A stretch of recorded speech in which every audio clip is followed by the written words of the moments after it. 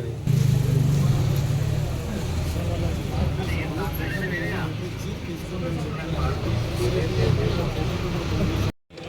Okay అవును already of చేసినాము, అది ఎవరు ఆఫ్ ఆన్ చేయాలి. మేము ఈరోజు జనగామ పట్టణంలోని కెనరా బ్యాంకులో జరిగిన అగ్ని ప్రమాదంలో ఇక్కడ ఈ బిల్డింగ్కు సంబంధించి అన్ని శాఖల నుంచి సమగ్ర విచారణ చేయడం జరిగింది.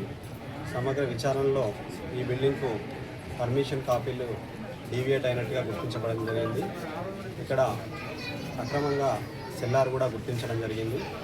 ఇది స్టిల్ట్లో బ్యాంకు నడుపుతున్నట్టు గుర్తించడం జరిగింది.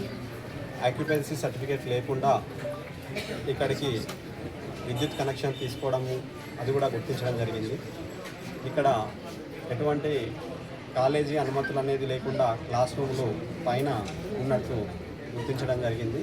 టోటల్గా బిల్డింగ్ మొత్తం అన్ని విధాలా కూడా చాలా 5-6 ఆస్పెక్ట్లలో ఈ డీవియేషన్స్ అన్నీ జరిగినాయి. కాబట్టి గౌరవ కలెక్టర్ గారి ఆదేశం మేరకు మేము ఈ బిల్డింగ్ను పూర్తిగా సీజ్ చేయడం జరిగింది.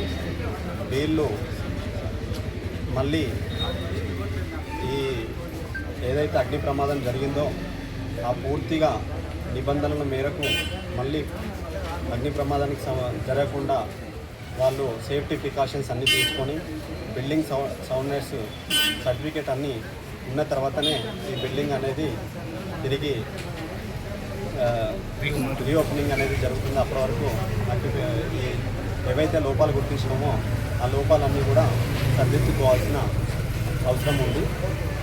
కాబట్టి ఈ కార్యక్రమంలో ఎస్సీ సంపత్ సార్ గారు, డిస్ట్రిక్ట్ ఫైర్ ఆఫీసర్ గారు, ఇంటర్మీడియట్ ఎడ్యుకేషన్ ఆఫీసర్ గారు, R&B EE గారు అందరూ పాల్గొని విజయవంతంగా ఈ బిల్డింగ్ను కంప్లీట్గా సీజ్ చేయడం జరిగింది.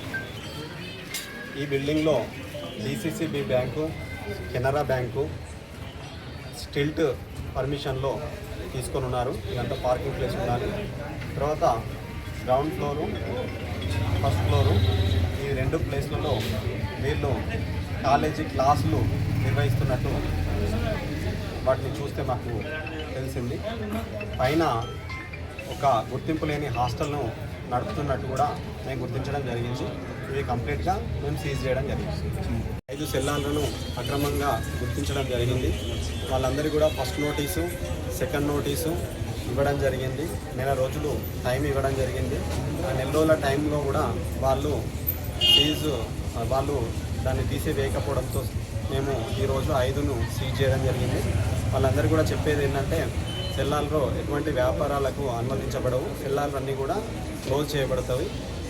పట్టణంలో కూడా మిగతా సెల్లార్స్ ఉన్నవి, అవి క్రమక్రమంగా మేము సీజ్ చేస్తాం.